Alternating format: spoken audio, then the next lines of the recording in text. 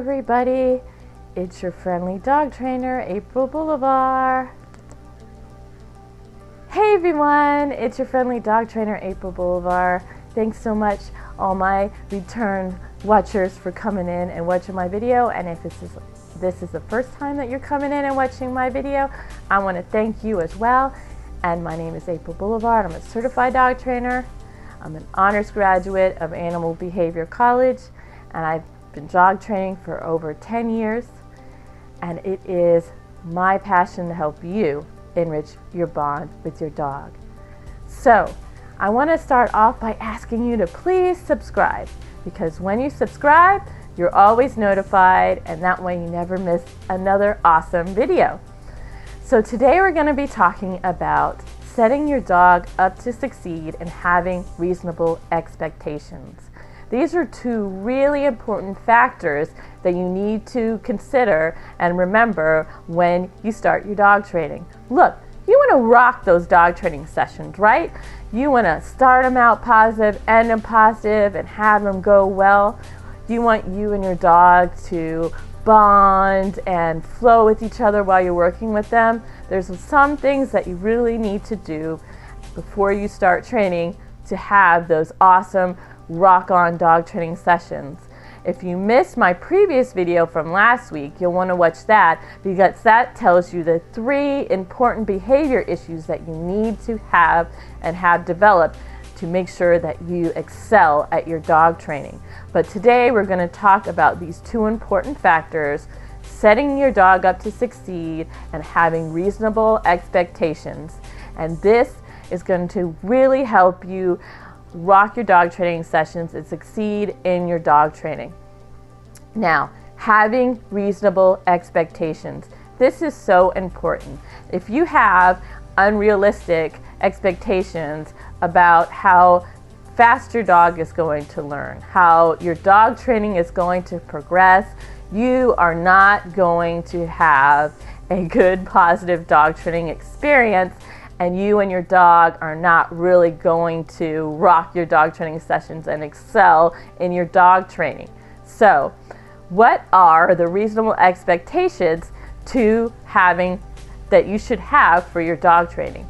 Well, there's one very important thing that I want you to remember. You and your dog will always learn at your own pace.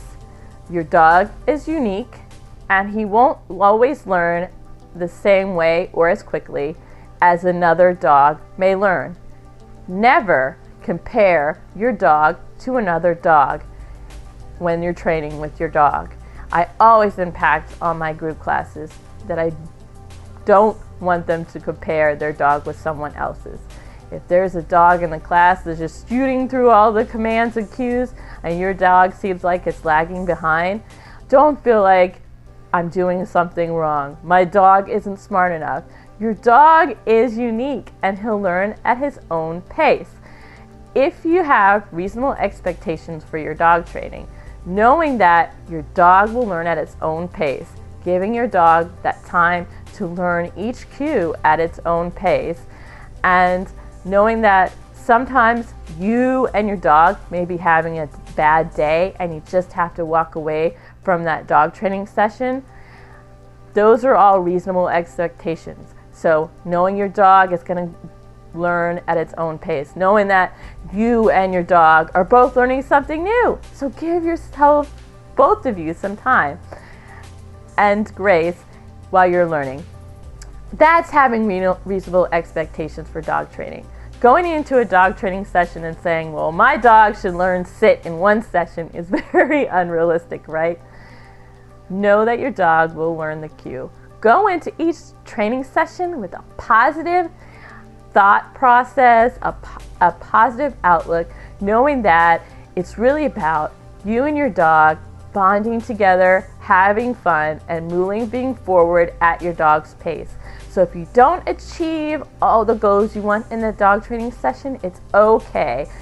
Just know that with each session, you're getting 1 step closer to achieving that goal. That is a reasonable expectation. Setting your dog up to succeed means that you don't have unrealistic expectations and also you know what your dog can and can't handle.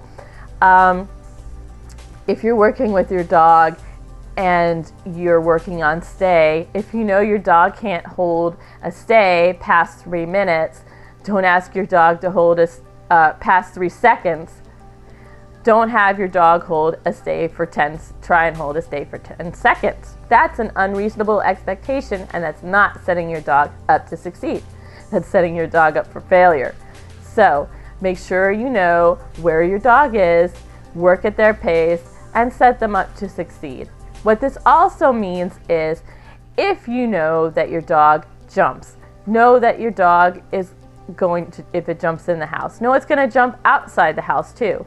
So if you're out with your dog and you know it's jumping, make sure that you have it on a leash so you can help prevent that.